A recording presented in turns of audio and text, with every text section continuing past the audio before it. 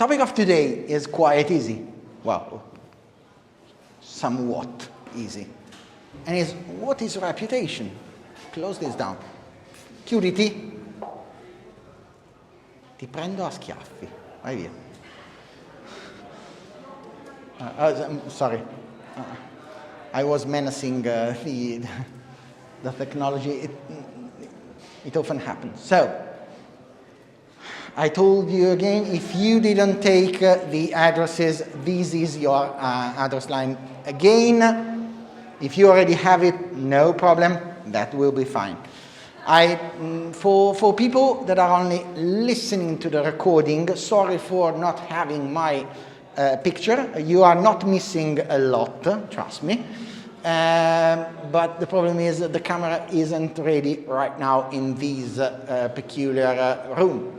So I will try very hard to have it ready for the next lessons. In the next lesson, we will write down all the different lessons that will be streamed. I will try to make every 2 or 3 lessons streaming via Zoom, so that any one of you can just drop in and ask for questions. If you have asked questions, etc., no worries. You can write them down on the WhatsApp group, and I almost always answer. Almost. If I do not answer, start bothering me, and I will answer you.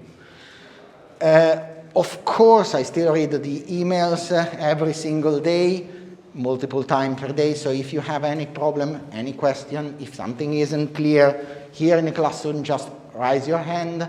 It's not a problem. If you didn't understand something, that's my fault, that it's not your fault. There may be quite issues, different issues. It can be cultural issue, it can be my accent that is awful, and I know about that. So, no problem at all. And I will tell you which lessons will be streamed on Zoom, and I hope that very soon the camera is working. If it's not, I will bring a 4K camera on my own. It's quite a little bit difficult to bring them down. But now I even have an office here, so it's not really a problem. What are we doing in this lesson?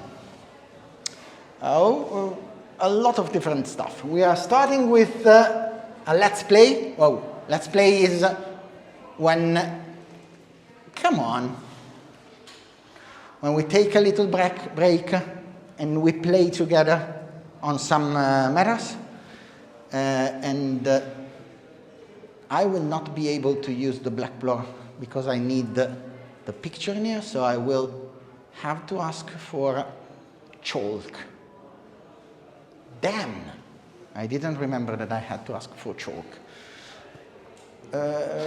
Will someone of you please go ask for chalk in il gesso? Sì, grazie.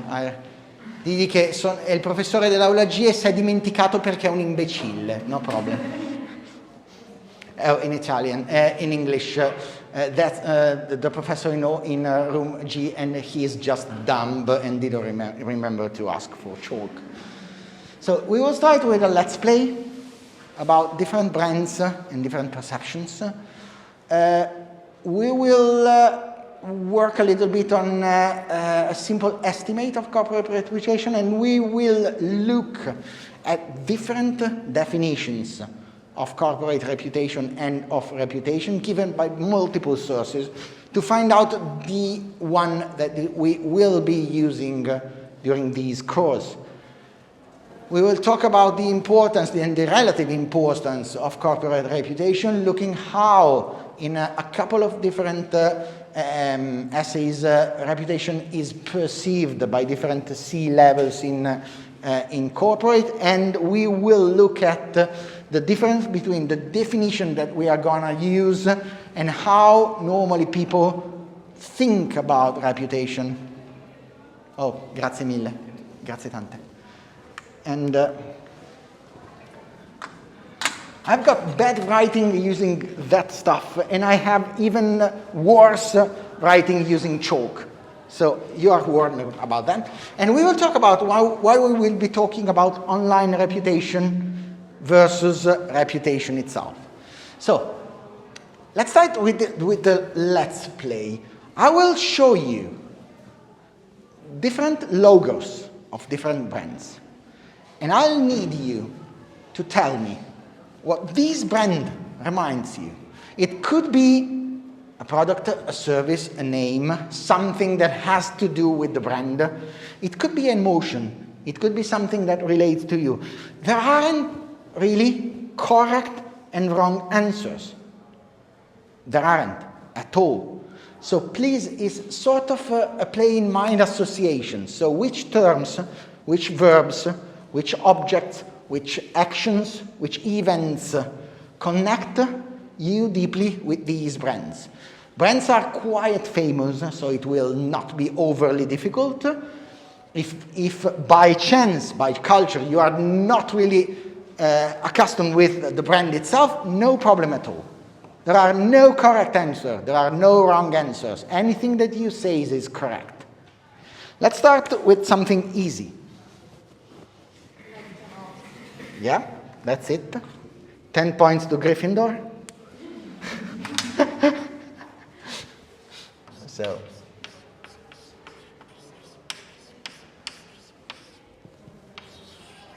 Something about McDonald's. Eat yummy. Yummy? Oh, well, that's it. Calories. Calories. Calories.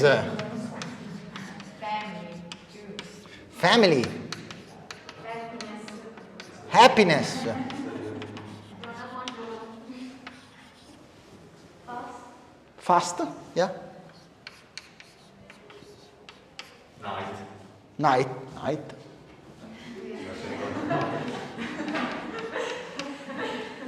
Please take a look at your habits. It's wrong, man. Something else. Come on. The slogan, I'm loving it. I'm loving it. Yeah.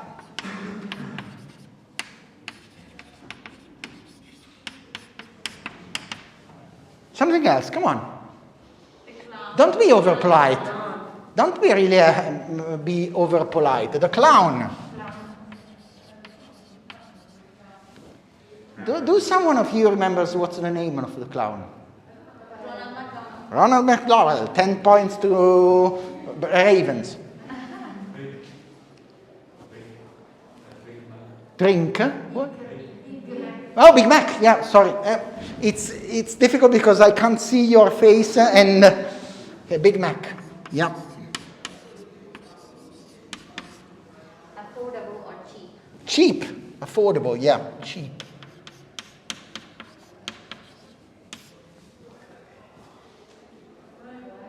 Worldwide. That's it. Yeah. It's so worldwide that it has been used in econometrics to find out the cost of living and a way of pricing stuff.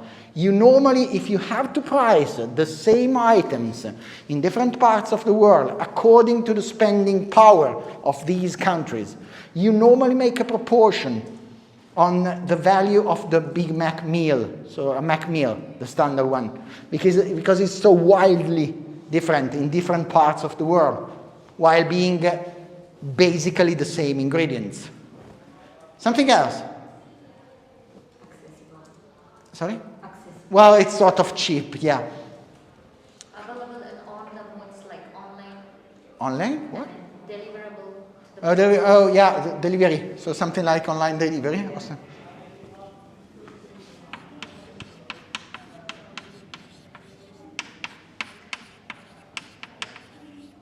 Okay, I'm quite proud of you. None of you even thought about being fat, being bad food or something like that. So no one of you thought about that. I said calories. Calories, yeah. Yeah. And you know there are different type of calories. So they are quite successful into rebranding. So none of you talk about junk food. No one talked about heart attack or something like that. None of you. I don't know if you are being over polite or not. Don't be. Okay? Don't be, because if we have to think about what you're, to find out what you're thinking about, if you censor yourself, we are putting a bias into our own exam, okay? Next one.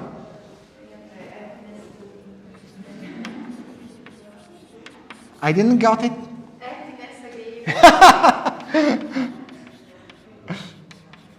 Happiness. Sweet? Yeah. We hope so. Peanuts.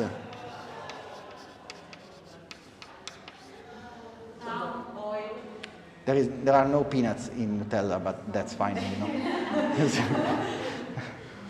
The bottle? The bottle? The bottle, yeah, the glass. Yeah.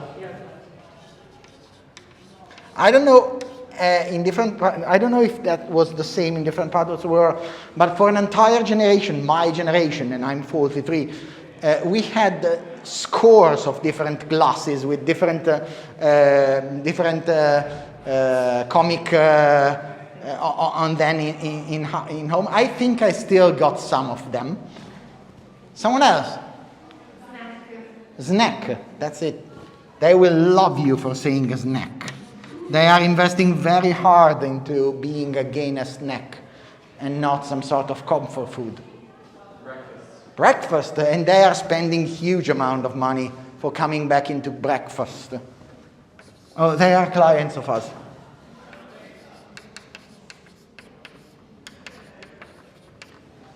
Okay? Guilty pleasure. I love you.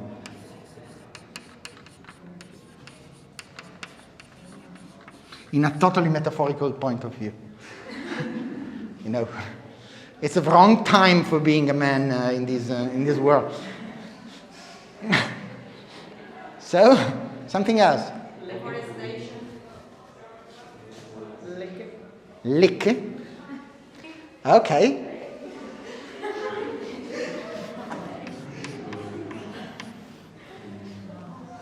Please don't articulate more. That's fine. Last of it. Oh, the premium? Yeah, top of his kind. It's not, by the way.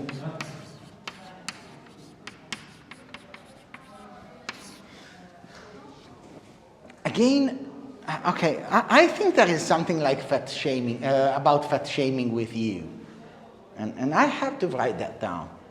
Because it's the first time I do this kind of exercise that no one talk about not calories by being fat, being pimples or something like that. So bad effects of a brand. Easy fat gaining. Easy? Fat gaining. Is it fat gaining? Yeah.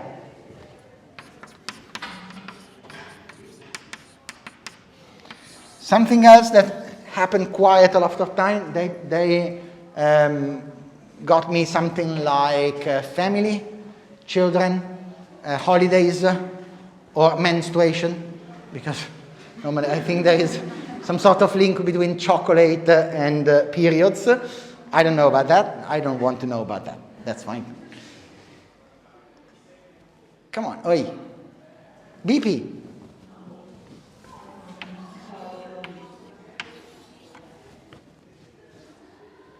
Being eco-friendly. But still, Okay. rebranding is done for that. So,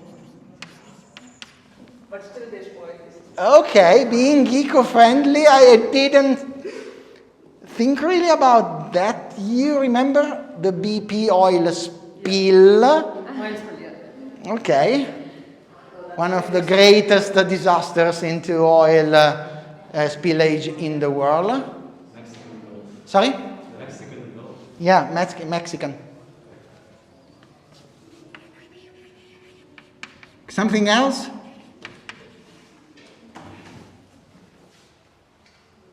Nothing at all. Well, I told you oil spill.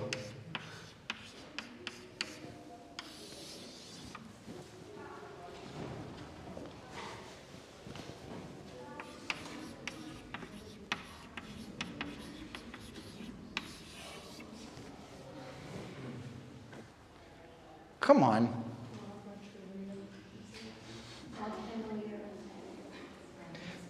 Who do not know what Monsanto is or does. Okay, that's fine. I would rather look a little bit better in the way you are informing yourself, because between 80 and 90% of the lettuce and produce you eat, the vegetables you eat, comes from Monsanto seeds. They invented the OGM. They invented them. And they are quite famous for scandals such as Roundup, that is glyphosate. They are sort of the monopoly of crops creation all around the world.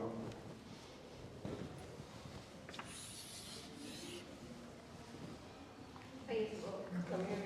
10 points to Gryffindors again.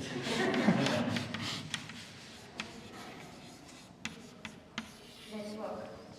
Sorry? Network. Netbook? Network. Network, okay. Data production. Yeah. Fake news.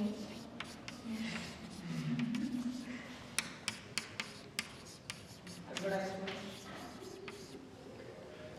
Advertisements. Sorry? Advertisements. Ads. Ads, yeah. Advertisement, yeah. That's how they live. Global, yeah. Marketplace. Marketplace, and I lost something. Control, yeah. And someone told Instagram or something like that, yeah.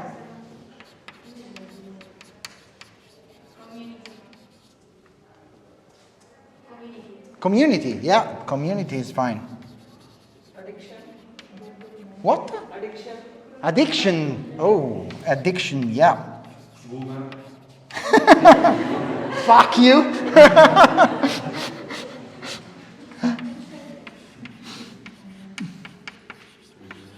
Just remember there is a generation, entire generation between millennials and boomer, and that the Gen X, thank you. Tagging. Tagging, yeah. Okay.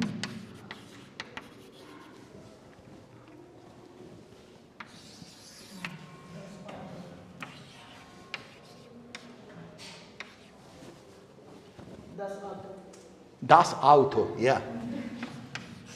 Das Auto. The diesel scandal. I still remember the first page of the Spiegel that instead of Das Auto stated Gas Auto. Whoa. And in Germany, it's something to be conscious about. Someone else? The 20 sub-companies. Like Sorry? Audi, Porsche. Yeah? Oh, the other brands, Audi, Porsche, yeah. I think even Lamborghini right now Lamborghini. is Audi, yeah. Reliability. Reliability, okay.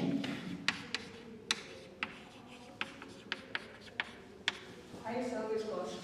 High service cost, okay. Also electric cars. Electric cars.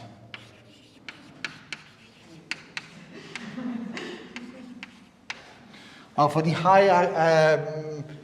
high cost, please don't buy a Porsche and don't buy an Audi. Trust me, I've been there. They have a big parking place in the desert where the cars they can't sell anymore. Oh yeah, there's the something like the shipwreck of the cemetery for the cars. Yeah. New cars. Yeah, brand new cars, by the way. Cars cemetery. So it's minimal. Minimal? Okay.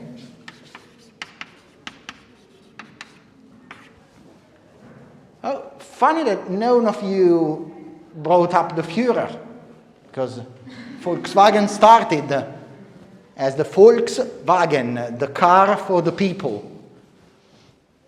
It's one of the many brands that are linked to the Third Reich. Many of them you even don't know about that. For example, I don't know if you knew that IBM was dealing with the mainframe database for the tattoos for the final solution. I don't know if you knew that Hugo Boss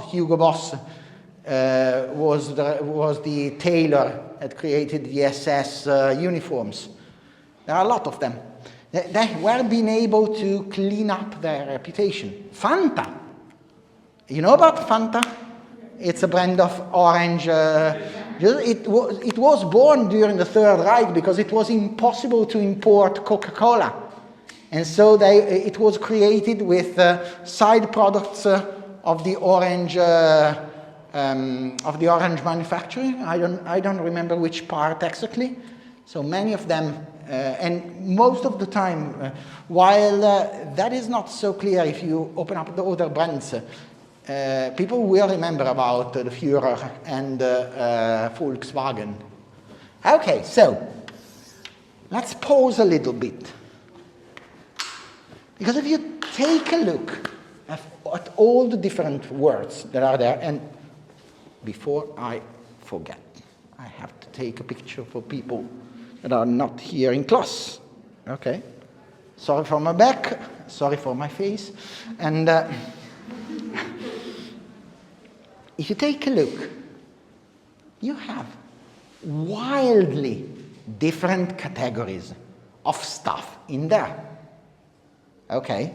You have products, the Big Mac. Okay? You have Instagram, Marketplace. You have some Audi, Volkswagen brands or something like that. You have adjectives that you relate to the brand. So, for example, fast, yummy, sweet. You have global. You have many of them. Okay, eco-friendly. Sorry. So it's not about you. It's funny on a research point of view. You have events and or moments. Breakfast. Night. You have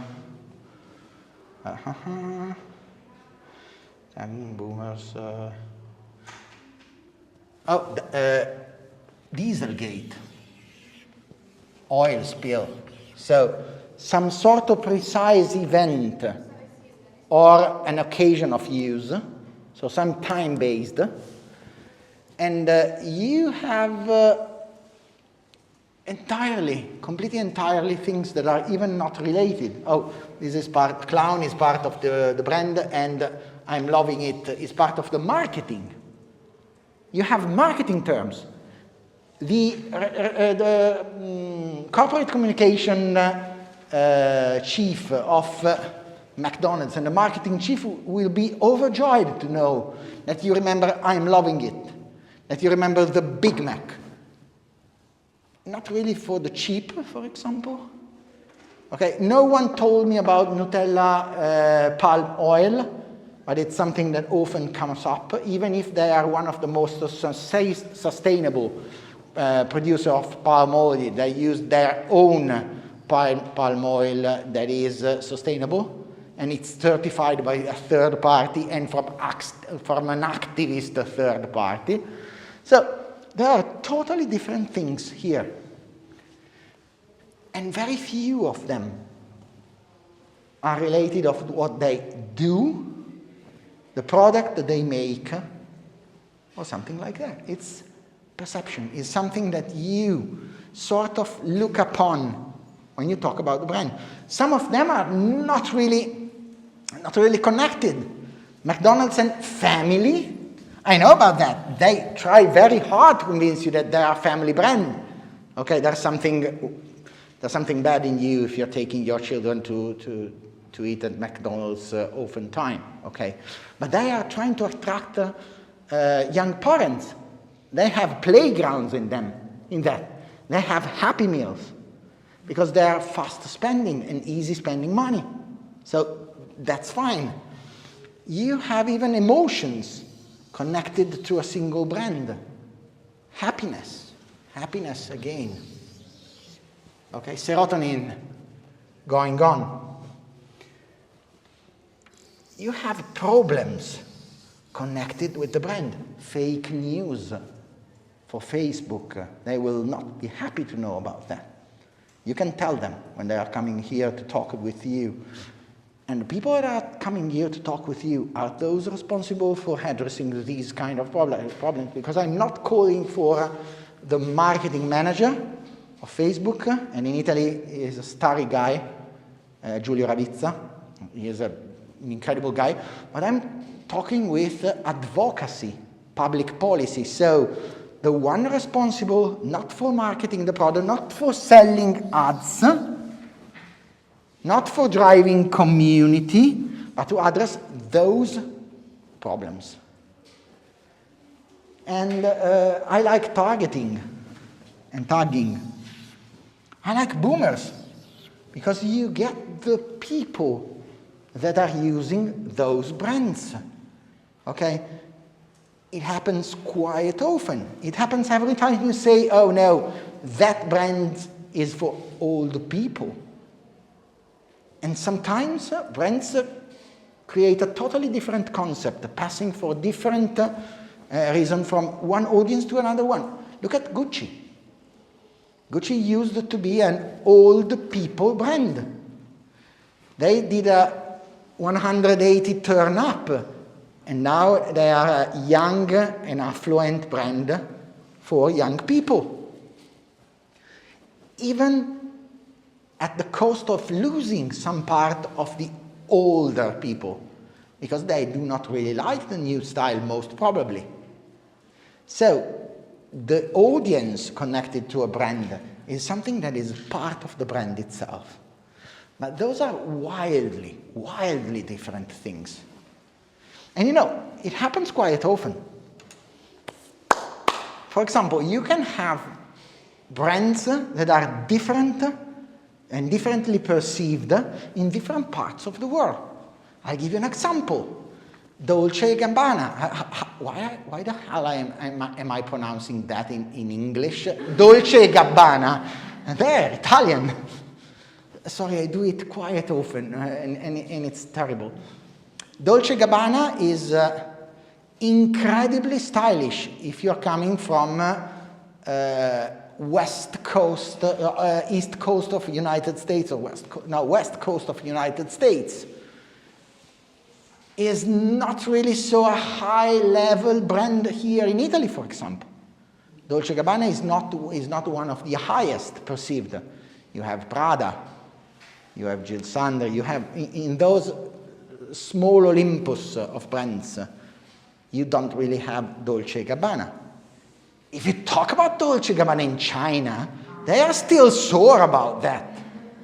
And they have every fucking reason to be, okay, on their point of view, they are perfectly right. But you know, same brand, different parts of the world, different people using it, different people buying it, and different people in your mind when you think about that brand. And that is quite strange if you think about that, you know? Same product.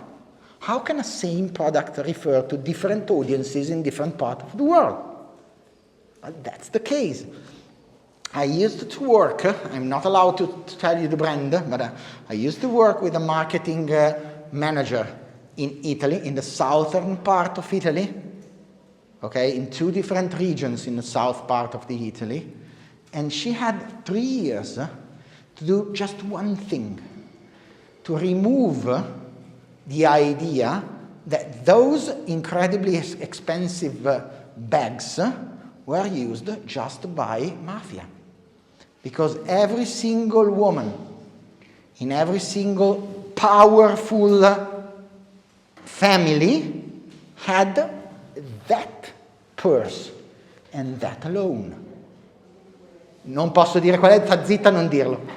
Taci, shut up. Because there's a recording, so don't say about that. It was an incredibly difficult task. They had to start making advertisement on different values.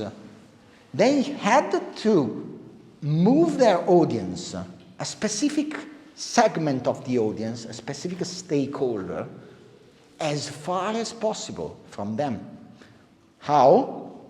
Joining the brand with different values. Anti-corruption. Joining with heroes against mafia and against organized crime. It was an incredible effort. Why? Because the brand didn't really want that every single time you made a picture of a woman, of a very important family, you would end up with their brand on them. And it happens quite often. Reputation is time-based. You can have a reputation for most of your life. Having some sort of reputational event, as we will call it, that could be a crisis, a para-crisis, or something beautiful that happens to you. It happens, even that. And from that point on, having your image totally compromised or totally different. Who is her? Elle DeGeneres. Sort of an icon into being kind, you know. She used to be the person, the stalwart person for the Be Kind movement. What happened? Do you remember what happened a couple of years ago? 1.5 years ago, I think. One of our guests told that she didn't treat her well. I don't remember exactly what happened. The employees were complaining for misbehavior. Yeah. Both of your stories are correct. One of the guests complained, and after that, many of the co-workers told that they had problems, and that ended up into a workplace legal battle with all the different people working for her. And they accused her to be anything but kind. Okay, some sort of she-dragon. The devil wears Prada of the television. Okay? So the entire idea of being the kindest of all is quite difficult to bring on. Most of the time, when values do not meet expectations, you have a risk, and we will talk about that. We will talk about, in this lesson, by the way, we will talk about the disalignment between behaviors and expectations, and how that refers to reputational risk. Oh, and it can be a difference in generations. Who's him? He made Yeah? Bill Cosby. Bill Cosby, the Robinson. Yeah, what's his classification? Bill Cosby was a... An actor, a comic. Yeah, could be, or... The best family father in the TV show. Yeah, and or a convicted rapist. Okay, a convicted molester that is in jail right now. And you are, if I show this image, not to you, but to the people in the Triennale that are a little bit younger than you, most of them will not recognize him as an actor. You know why? Because he was a peculiar kind of actor. It's not like, it's not a comic actor like, I don't know, un attimo fuggente. Okay, doesn't really matter. He did a very specific he did a very specific series for most of his life, being one character and all. Didn't make tens or hundreds of different movies. Did some of them, but most of the time he was recognized for that series, The Robinsons. And The Robinsons ended the airtime show in most of the world several years ago. So if you have my age, you grew up looking for The Robinson every single day in your life for years at end. So I know about him, I know about the story. I remember the name of all the characters into The Robinsons. But most of you didn't really see one single episode of The Robinsons, so you know about him by looking at news. And in the news, what end up to you is conviction, trials. It's about him being a serial molester. Sometimes you are not even recognized by most of the people unless they work in a specific field, and you do not really have a reputation aside from being sort of famous. Monsanto showed you that. Even if they are the most important crops producer, seeds producer in the world, most of you didn't even know about them. Can happen in people too. Who's him? Harvey Weinstein. Harvey Weinstein, the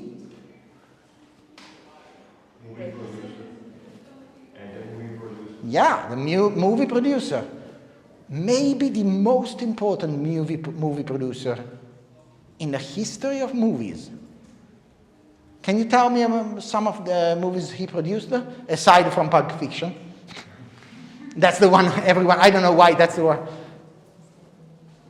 He was the producer for, I think, closely to 300 different movies.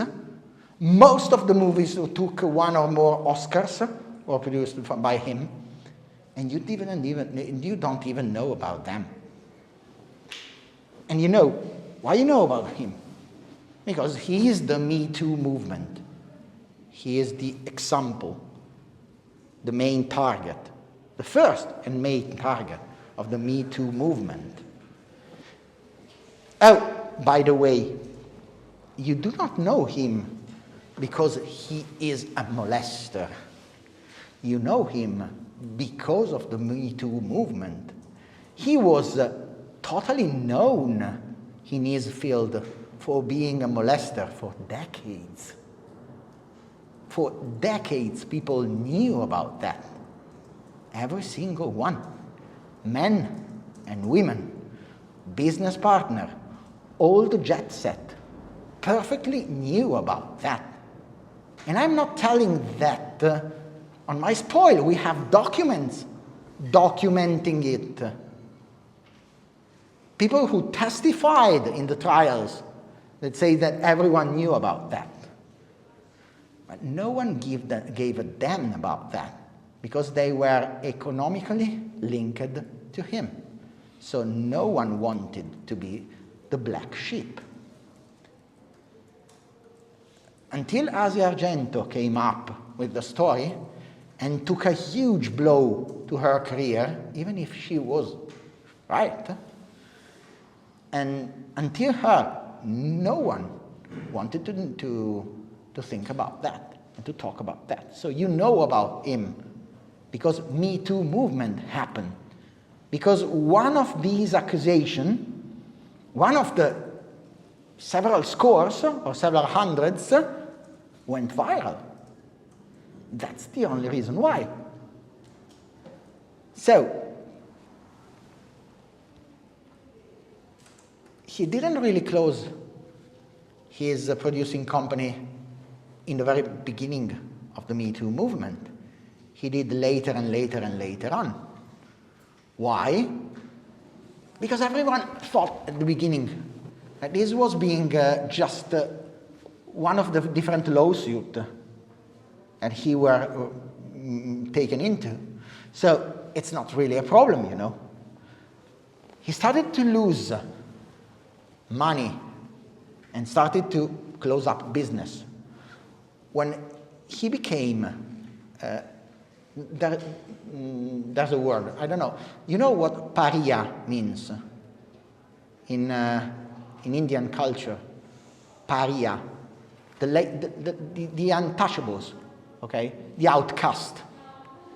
When he became an outcast, when people were scared of doing business with him because they didn't want the press to have a backlash by being sort of within him in a business endeavor. So his company didn't really end up when shit happened, but when people were scared of working with him. Because if you are, I don't know, the star actor that is working with Weinstein, you will end up with thousands of people yelling at you because you are working with a convicted rapist, or you're working with in this panorama. And that is when everything went off. You know, there's something funny about Volkswagen. If you are an engineer in Volkswagen right now, you still have between 13 and 15% less probability of being hired by another employee. Why? Because you are supposed to be not really so trustful, because you lied to the people. Maybe you didn't even lie about them. You were the guy responsible for the brake system. You didn't know anything at all about fuel, but it doesn't really matter. You are linked to a brand that did something that was bad, and so you are part of the problem itself. And that happened quite often, you know. Much more often than you expect. There's another example that I could give you, but I didn't, well, I forgot to add it up. We have a little bit of time. Yes, maybe we have. Roman Polanski. You know about Roman Polanski? Is one of the most famous movie directors of all the time. Okay, one of the better, I think. He lived outside of United States. He had double passport, French and United States passport, and he had to flee from United States because he is a convicted pedophile. He raped serially and many times a 13 years old girl. And he was convicted for his crime. And I don't remember the sentence, but it was a several decades, I think, reclusion. I cannot remember correctly. He's been fleeing from justice since then. It was close to my year of birth, so close to 1978, a couple of years more or less. I may be wrong. No one told him anything at all for years, because he was so good, and that was an error from the past. He started to be yelled upon, and demonstrations started against it more or less when the Me Too movement came up. So when the global consciousness on raping and on those subjects was hyping up, and it was really not hype, it was that women just found out that if they acted in an organized way, they could make a difference, a huge one, a huge difference. But the problem is, with Roman Polanski, he went okay for years on end, being regarded as one of the maestros, even if he did some very bad things in the past. it is not my role and it's not your role to find out if people can change during a lifetime. Okay? So in all different democracies, you have the possibility of being good again, of redemption, as we may call it. But the problem is, in these cases, there was no redemption we are talking about. It's just that people just closed their eyes on something they didn't really wanted to know. There are scores of different things like that. There is an incredible legal proceeding against the old pope, the other pope, for allowing pedophily going on in different parts of the world. There is a legal proceeding against the brother of Ratzinger. That is, that some of the people say it's the reason why he stepped down. There are several things you do not want to know. We will talk a little bit about that. It's called the Oestrich effect. You know the Oestrich, the big bird that supposedly grounds his head in the burrows his head in the ground when doesn't want to be seen. It's sort of the same part. So, what is reputation by the end of it? Jeff Bezos says that your brand is what other people say when you're not in the room. And he is wrong, incredibly wrong. We will find out that that's not the brand. That's the reputation. The brand is completely different from that. So, the value of corporate reputation. Corporate reputation can be measured, okay? And you will know about that. Can be measured when it's good, when it's bad, and when from good it goes to bad, and vice versa, obviously. And it can be seen in real life most of the time, because normally it affects the share price of companies with a share with a ticker. Most of the time you will see it directly applying on the share price. Wells Fargo Bank reduced by 20% from 2014 and 2016 when the bank had the scandal you may know about or may look upon. So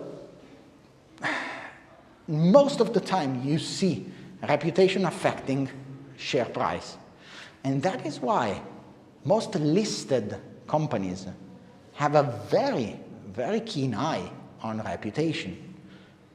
And unfortunately, reputation is not reality, not by far. So you may have fake news impacting on your reputation, and you may have fake news impacting on your share price, because reputation is what people believe.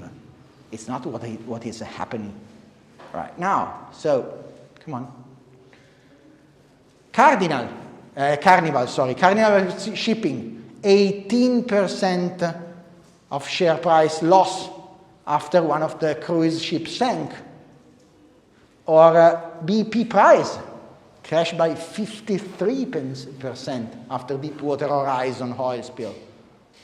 And Volkswagen, 5% in the first half of 2016, less, and 40% from May 2015 to October 2016. So most of the time you will see values of reputation when something bad happens. It can be something good that happens. We saw yesterday no, not yesterday, we will see about that. About Chiara Ferragni entering in Todd's board of director, 100 million plus balance on the Todd's stock index. So, what is reputation? Let's start from the wrong places to start finding definition online. That is normally Wikipedia. For Wikipedia, reputation or image of a social entity, so a person, a social group, an organization, a place, is an opinion about that entity. Typically as a result of social evaluation on a set of criteria. Don't let sociologists give you a representation of anything, please. Or, reputation is known to be ubiquitous, spontaneous, and a highly efficient mechanism of social control in natural societies. And that is quite true. Reputation is a mean of social control. You can turn people an outcast with reputation. You can differentiate between good and evils based on a set of values that can change. The Me Too movement, for example, is a perfect example. Blackface is another perfect example. Body shaming is another perfect example. Okay? Oh, a red pill is another perfect example, so red-pilled people. Bad masculinity is another perfect example. So it's a way of exercising social control among people. And it is subject in social management and technological sciences. That's fine. Come on. Oh, come on. Come on.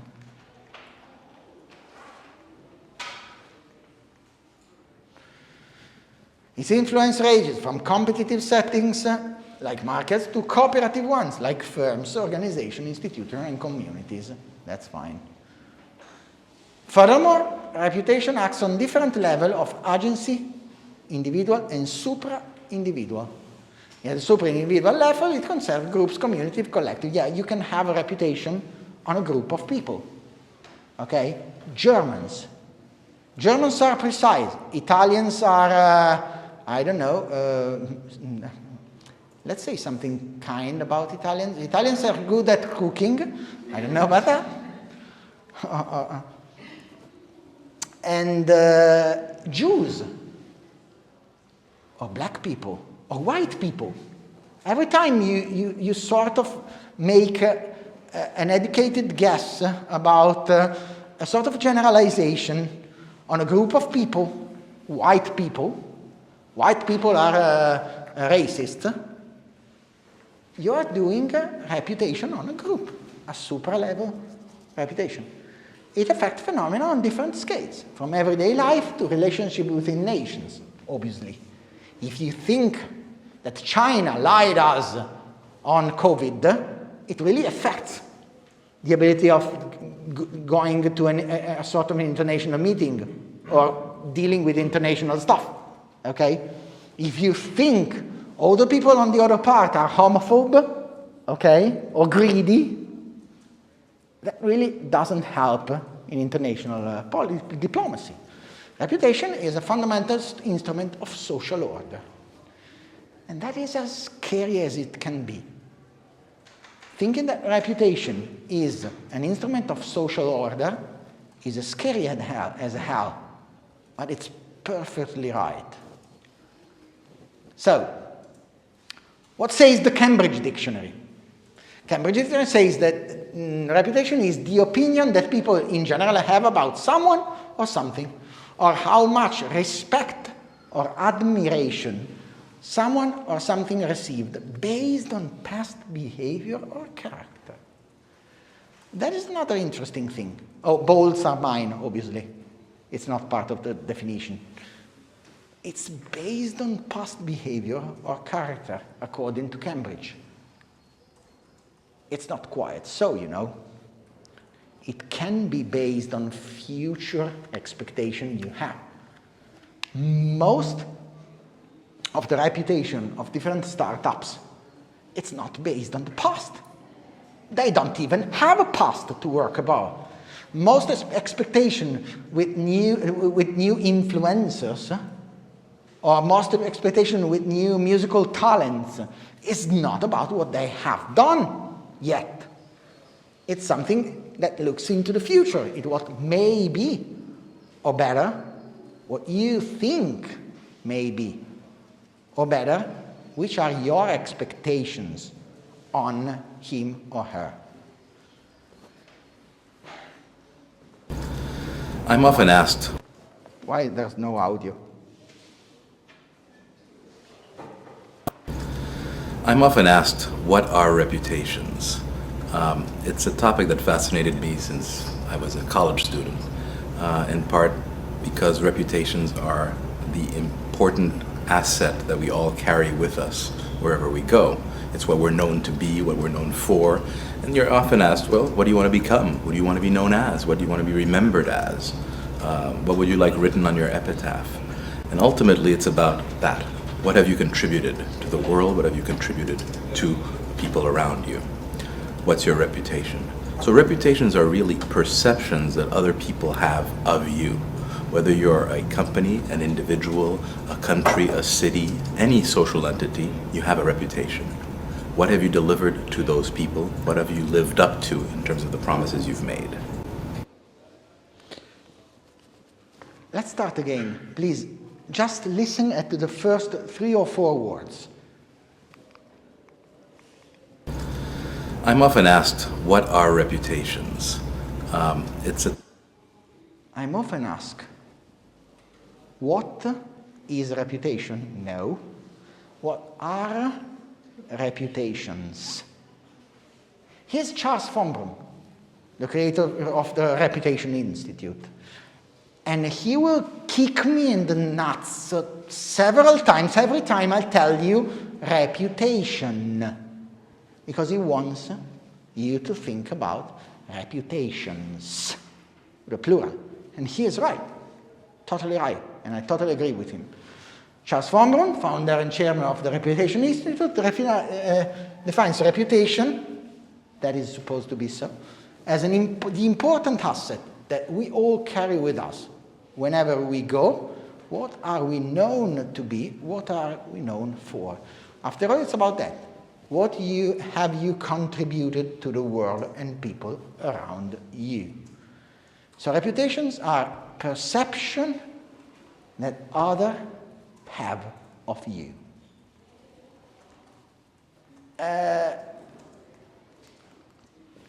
Oh, come on. Why he is using the plural form? Because you have different reputations. Your spouse, your mother, your children, the manager of the bank you have your money into, your employer, your employees, they all have a different reputation of you. Your professor, the other fellow students of a different course, they have all a different reputation about you. Oh, most of the time it can be so different that you are hardly recognizable from the description one of these people tell. If 2 of these people talk about you, you could not recognize that it's the same person, you know. And that is why reputations, because different people have different interest in interacting with you, and have different opinions about you. We call those people, and it's part of the next lesson, stakeholders. So, Ken Walker did a very comprehensive review paper, it's quite long, looking at papers published in the course of almost 30-year period in different management disciplines. And the systematic review tell you not really what reputation is, but what reputation most certainly is not. And it's quite useful.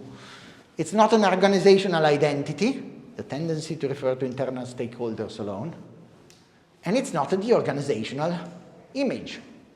It's not about the image, and it's not about the identity.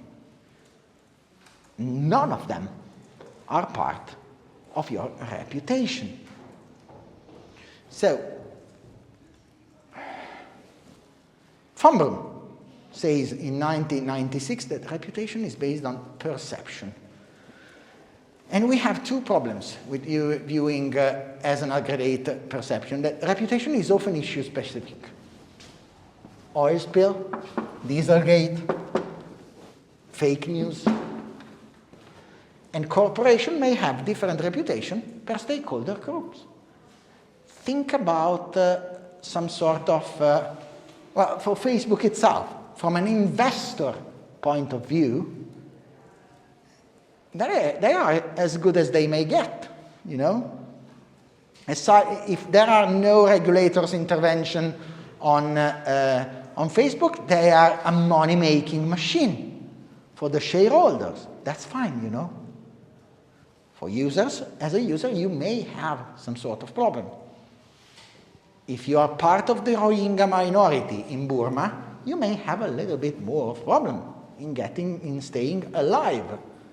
While Facebook groups and Facebook pages really directed the massacre of your people that were coordinated using Facebook.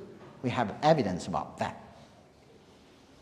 So, if you are butchered to death, you and your family, using a service, you may have a little bit of animosity against that service, maybe.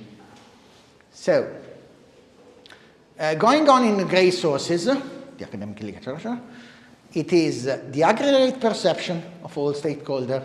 It is comparative, it can be positive or negative. It is consistently described, even if not defined, as a stable and enduring. So, let's take a partial definition. The partial definition we will use is relatively stable, issue-specific aggregate perceptual representation of a company past action and future prospects. That is why, compared against some standards. Oh, that will not be the final definition we are using. So, past action and future prospects based on some standard. And this is how you normally define reputation on a risk basis. You normally set an expectation to that stakeholder using statements, using advertising, using any means of communication. So you set an expectation. So, come on.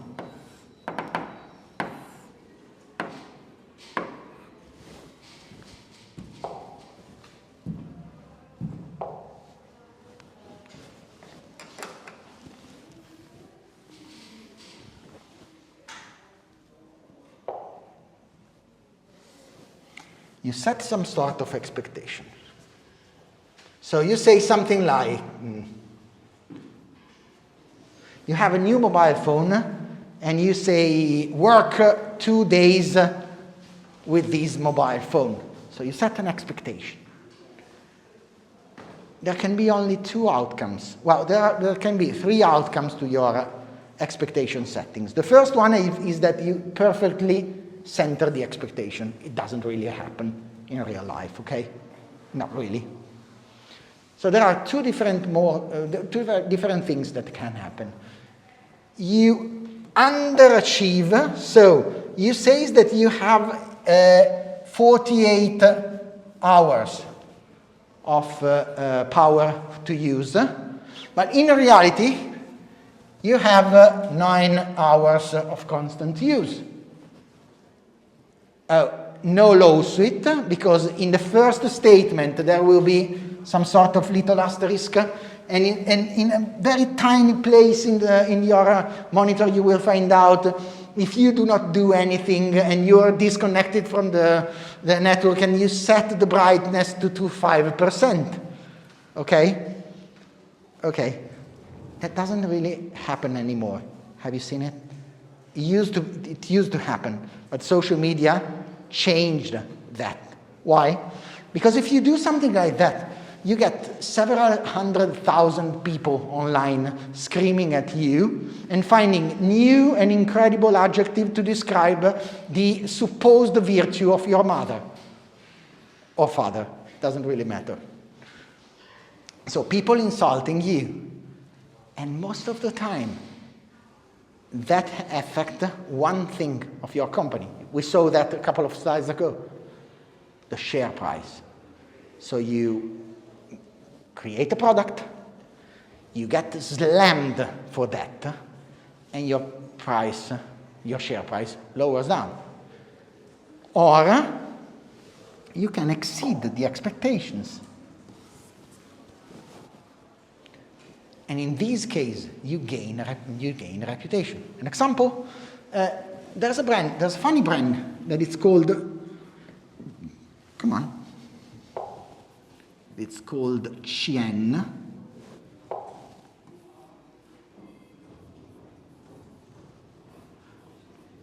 Lidl. Do some of the women here know about Chien? Yeah? What's it that? It's a brand of Cosmetics. cosmetics. It's a brand of cosmetic products that is sold on Lidl, so an hard discount. So it's supposed to be cheap and of cheap value. If you look at that, it's 100% vegan friendly, and it has, 100% of Chien. I don't know if 100%, but most of the products are 100% vegan friendly, cruelty free. And it's sort of looked upon as a cheap but incredible quality cosmetics line. So it was supposed to be just a cheap brand of cosmetics, but it's something really more of that. And so you gain reputation. So in this case, this difference, okay, this arc of different alpha, is when you gain reputation. This arc of risk, in which you lose beta, it's where you lose reputation. And you know what's beautiful about my line of work? That most of the time, people come to me with several statements, and they ask us, okay, can you please picture me with a number the reputational risk of these statements? And what is risk? Risk is everything that is contained here. Come on. Everything here is risk. Is when things can go bad. How much is the misalignment between what you are stating and people will perceive as your statement and what is really going to happen in real life? So how deep can be the rabbit hole in which you are burying yourself? If I'm telling you, the best price for these, and we know there are best prices everywhere in the world, you know that people is going most probably to yell at you. And so you have a lot of different risk. And trying to minimize the risk is part of the work that reputation monitoring does. You see which is the expectations that people have, and you try to match that expectation. Maybe going a little bit over, a little bit, so that the risk that you are handling is very low. Because not all the time people will shout at you if you do something wrong. Okay, not at all time. Harvey Weinstein went decades before something happened. So not every time, but you can manage a little bit of risk, a little bit of beta, but you can really, what you really want is creating more alpha, creating more brand value. So, what is the definition of reputation we will be using? Every time you see a gray background with the number of definition is something you are supposed to remember. There will be 12, I think, of that, 10 or 12. Reputation is a share or collective perception about a person, brand, product, created by what is said about it, but each and every stakeholder involving content generation and spreading. Is a perception. It has nothing to do with reality. In a fairy tale world, perception and reality should collide. okay? But Santa Claus is not real, and unicorn doesn't puke rainbows, okay? And you are not fucking living into a fairy tale world. In reality, there may be a huge difference between perception and reality. Yep? Where's the line between reputation or perception and prejudice? Or Sorry? prejudice? Prejudice. Oh. Is there a difference between prejudice and perception? Not really, but reputation, prejudice probably a little. Well, yeah, prejudice contributes with reputation, and it's a long-standing problem you will have to deal about. But it's not really how it's formulated, because prejudice is a mechanism in which you form wrong perceptions. Okay, your perceptions are influenced by prejudice. So reputation itself is the prejudice is before creating a perception. So you may work on prejudice or work on perception is quite the same thing. You will have some stakeholders that will be against you based on a prejudice, because you are a Jew family. And so all the Jews must die. I don't know. Because they come from a family in which that is the value, and that quite often happen again. Or black people. Prejudice could also be in your favor. For example, if you're a Jew and people say, Oh yeah, of course. Prejudice can be in your favor. It can really be. But you cannot isolate prejudice from perception, because prejudice is one of the mechanisms in which your perception is created. For example, access to information is another thing that is quite useful, but that contributes to perception. If you do not know and cannot know that your brand is killing people in Madagascar for getting nuts, I don't really know, that contributes to your perception. But you can't do anything about that as a marketing manager. So you have to just take that in account, that there will be people that have good or bad prejudice upon you. You will find them online. In content monitoring online, you will very likely find all prejudice. You know why? Because they tend to have a specific vocabulary. You will find a cluster of words that are only used if you have some sort of prejudice. Femnazi, okay, or TERF, transphobic feminism. It's something that you define that shows your prejudice. Or demtards, democratic retards, okay? You will find people using that words, and you know that you are going to find out people with strong prejudice. And most of them are racial prejudice or class prejudice. So it's a perception. It's not something real. And it's based on what is said, not about what you say. It's not about what you say. It's what people tell about you. It can be influenced.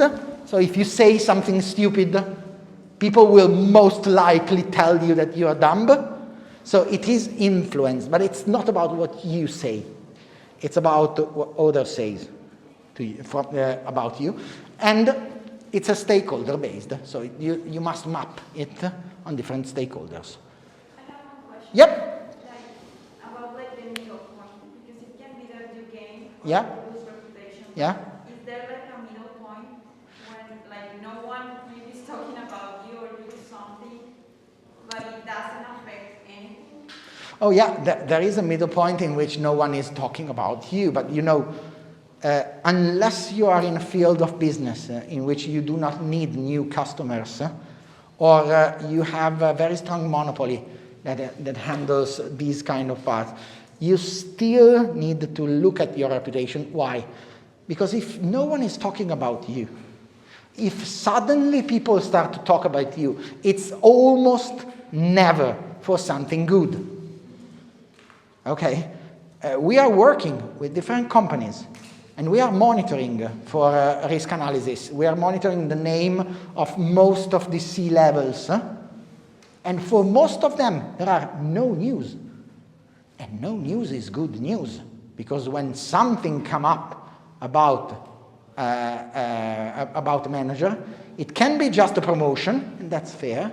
But if it's not a promotion, most of the time it's something bad happening.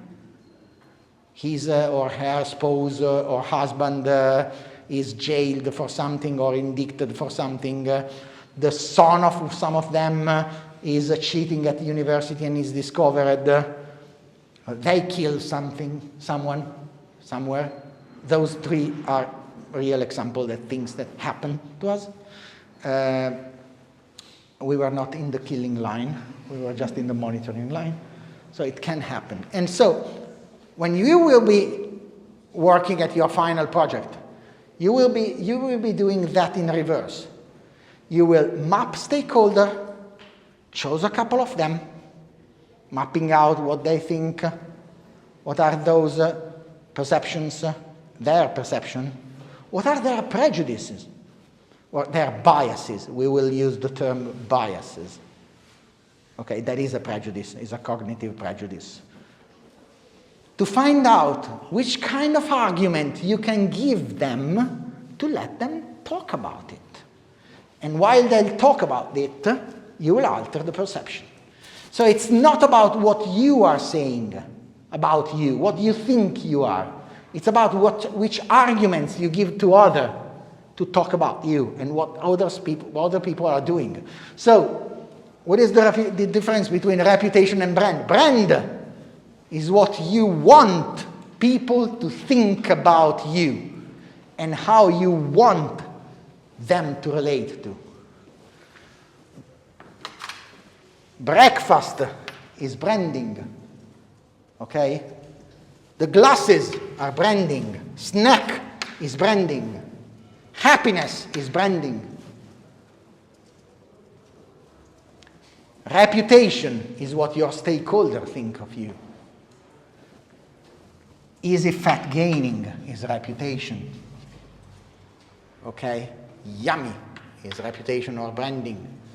Calories is reputation. Oil spill is reputation. Data protection is reputation. Fake news is reputation.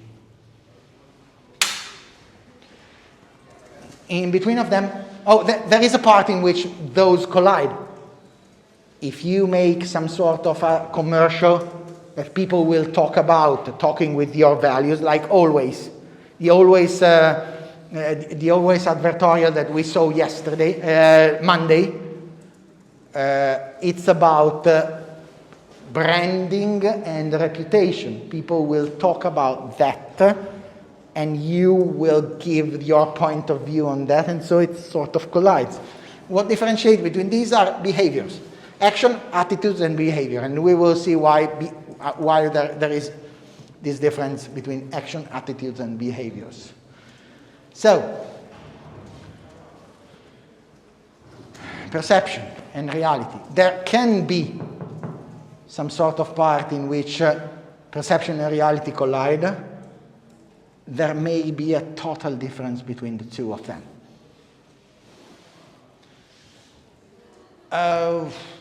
Problem is, most of the company do not agree on what reputation is.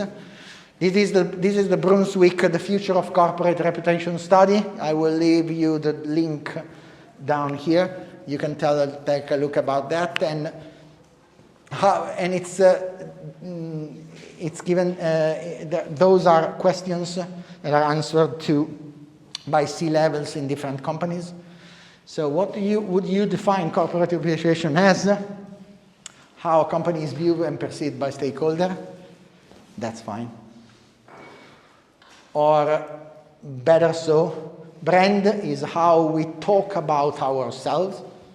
Reputation is how others talk about us. This is as easy as it can get. Problem is, which of the following come closest to the way you define corporate reputation? Expectations that are unique to the organization and a common set of attributes for all organizations. And most of the people think that is shared between different companies. So it's a comparative effort for most of the brand manager all around the internet and all around the companies. And that is good and bad. Good because you are supposed to look at all your competitors. Bad is because, as you may have seen, reputation is something that is close to you and you alone. Apple doesn't give a damn about what you are thinking about their competitors. They do not give a damn in reputation about Samsung, about Oppo, about other different brands. They are thinking about their brands and they are focusing on their values and brands. They may look upon other companies that are sharing that brand. So Apple is looking at Google, it's looking at Facebook. They are looking at the space in which there are the same values are in competition. Time is in competition, not phone makers. And which of the two types of database is more important to you when it comes to measuring corporate reputation? Having detailed guidance about specific drivers and having data and metrics that are comparable to your peers. You see, there is a problem between the two different parts. Oh, come on. It's a common set, okay, but I want something for me. I do not want a common set and a common criteria to handle me. So they perceive to be, they do not perceive it to be something unique, but they want something very unique for guidance. And this is the reputation journey we will be working upon. I will suppose you know about this, all this part. That is awareness, you know that a product exists. The naked woman that has your product in her hand, okay? Something you see all around and you just see a naked woman with something in her hands. You say, why a naked woman and not a naked man? Because naked man doesn't really work. Men try very hard not to look at it, and women will not notice him, okay? And a woman is perfectly fine because we are men. Just remember, we have a penis and a brain, but not enough blood to keep them all working together. Okay, we have to choose. And women will look at the women saying, okay, she's not really so beautiful. You see, there is something there, not, okay, that is Photoshop. I can see the Photoshop. Oh, look at the tummy. I think there is something wrong with her tummy. So, jokes aside, awareness is just that you know about something. You do not even remember most of the time what the brand is. You just have the brand on your mind. Why? Because you will have to choose at different brands for a dedicated purpose. So you have to choose a new cosmetics brand for, I don't know, a face cream. Okay? So you didn't even know that Chen was a thing, most of you, you know? So when you think about which face mask to buy, you will have in your mind a panel of those candidates. There will be 2, 3, 4 of them, not more than that. Okay, not more than 3 or 4. And awareness is the way in which marketing and communication bring that brand to that moment in your life in which you are thinking about, and she is thinking about, okay, I have to buy a new face mask. Okay, I used to use this one, but she told me about that one. Oh, maybe there's Chen. I know, I saw about that. Okay. Familiarity ends up when you try the product and you feel good about that product. Okay, and so you have favorability. So you favor that brand against another one. Maybe not for all the purposes, Maybe you have that face mask for, I don't know, most of your life, but if you go to, I don't know, if you go to the sea and you have a very dry skin, you say, okay, I normally use this one, but in this case I will use another one, no problem. But most of the time you will favor a brand over another one. And unfortunately, most of the time you will not choose by the quality of the product and by the intrinsic specific quality of the brand. Most of the time you will choose about the values the brand brings to you. So you will be buying that brand instead of the other one, not because better suits your need, but just because you want to be part of the values that brand brings up, true or false that they may be. After that, there is trust and advocacy. That is what reputation is working upon. Trust, possibility of going bad and survive. One of the most beautiful definitions that I saw of trust is gaining sufficient trust to survive a scandal. Think about that. If you really think that that brand is intrinsically good, is good at heart, they may be doing something bad and survive. Because you are quite inclined to think that even though they did something bad, it was an accident. It was not something that is within their core belief. So you will be ready to forgive them. If you think that they are bad, everything they will do was done on purpose. So bringing trust is the way the only way to have, to potentially survive a crisis or a mishap. And after that, you have advocacy. And advocacy is the most powerful force of all. Most of you will take other people's judgment as implicit true. Most of you think that the advertisement is implicitly false. So if I show you an advertisement, you will not believe about that. If I tell you about a brand, if someone you know tell about your brand, you will be most inclined to think that that is true. You will be most inclined to find out and to try some sort of new cosmetics if some of your contacts on Facebook shares, oh, I've been using these, and it's quite good, you know. And maybe they have a reinforcement, so people in the comments of that status says, oh yeah, I use it too. Yeah, I use it. Well, it's not really super, but it does more than many of the other ones. And maybe you do not even know the first person who posted that post, but you see her, that is your friend, commenting something like, oh yeah, I like it. And you are strongly persuaded to believe her, while you are strongly persuaded to not believe the advertisement. Let's go a little bit faster. So, broader view.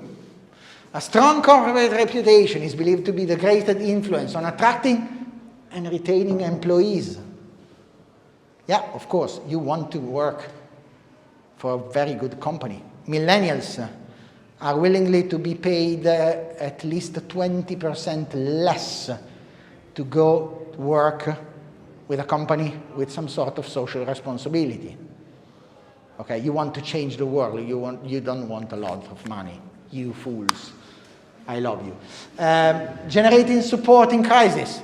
People will be most keen to say, no, it's not what you say when someone attacks a brand. If you are very close to a brand and someone say, no, they kill penguins, you say, oh, no, that's bullshit, you know. If you are very against the brand, you will say something like, hey, I know penguins and zebras. What the fuck about zebra? I don't know, but they kill zebras, you know. A striped My little sister used to call them striped horses, and it's quite fun, you know. And driving sales, obviously. Half of the senior European communication professionals think that a corporate representative can have a great deal of influence on employees to work, stakeholders support, and consumers to purchase. That's fine. Consumer preference, okay. Your ability to charge a premium for products and services. If I convince you that it's 100% totally organic and made by people, people coming out from poor countries of Congo, I don't know, you are most inclined to pay more for the product. Stakeholder support, if your organization comes into a controversy, the same kind of trust, you know, your organization value in the financial marketplace and your ability to attract and retain talents. Good people want to work for good companies. So, one last thing, we have a little bit of time. Why we will be talking about online reputation? Reputation is not really only online, you know. It can be online or offline.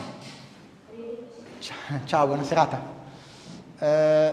Okay, we know that World Economic Forum, the rise of a reputation economy, we know that at least 25% of market value is directly attributable to reputation. At least. For brands, for fashion brands, it can reach up to 75%. If you think about that, the entire gig economy, Deliveroo, etc., is based on reputation. You order things online without knowing the place in which you buy things, based on the number of stars that people you don't know and you probably despise, and they probably do not know fucking anything about good food, are saying about that company, you know?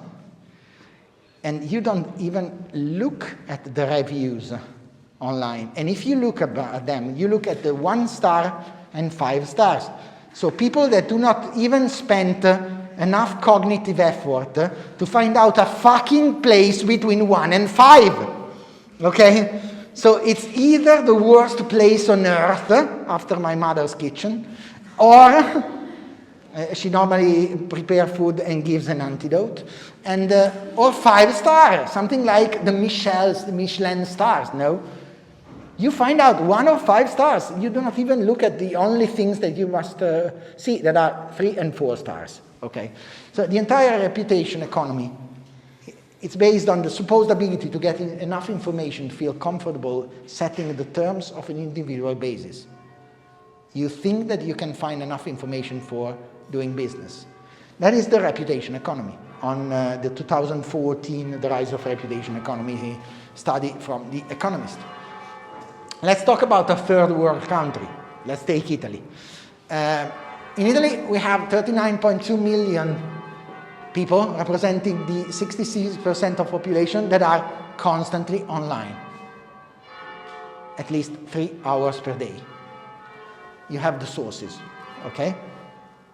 News, 64% of European people admit that they are consuming news only if the news comes up in your social feed.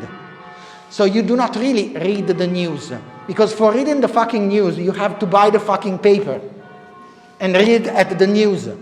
You have to go to the news site online, okay, and look at what they are proposing you. If not, you are not consuming news.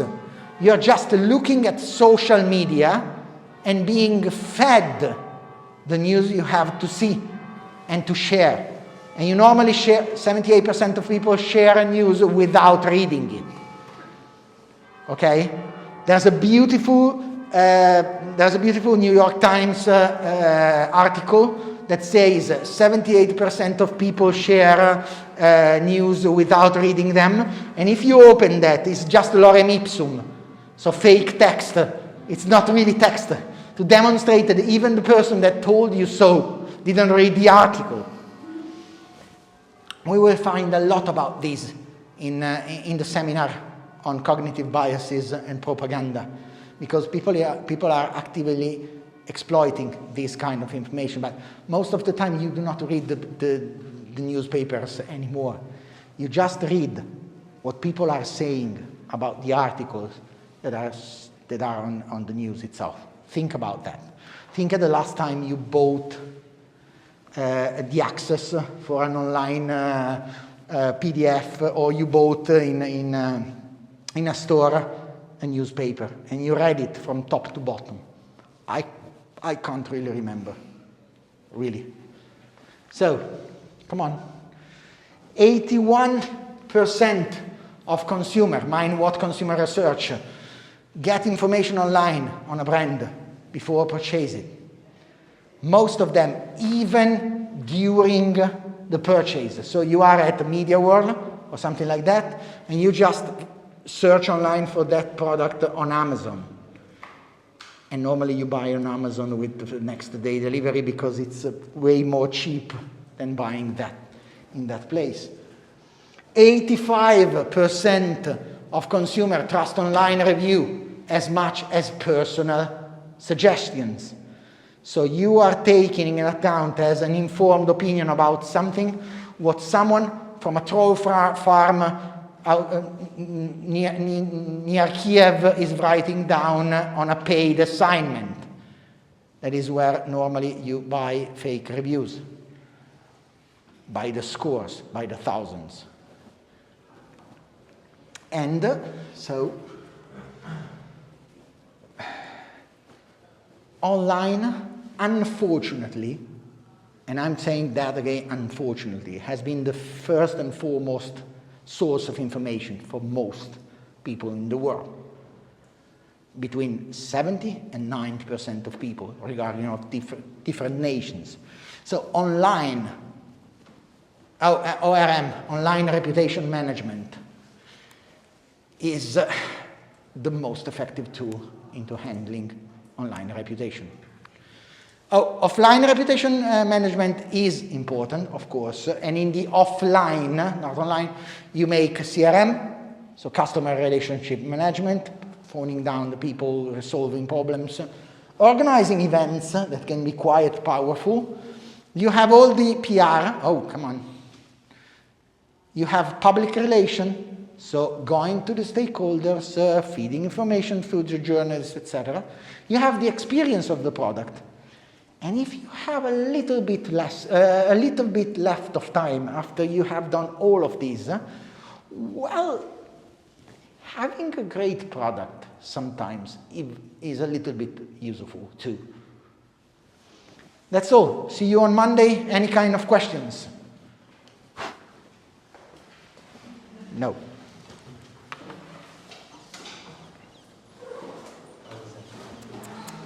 Problem.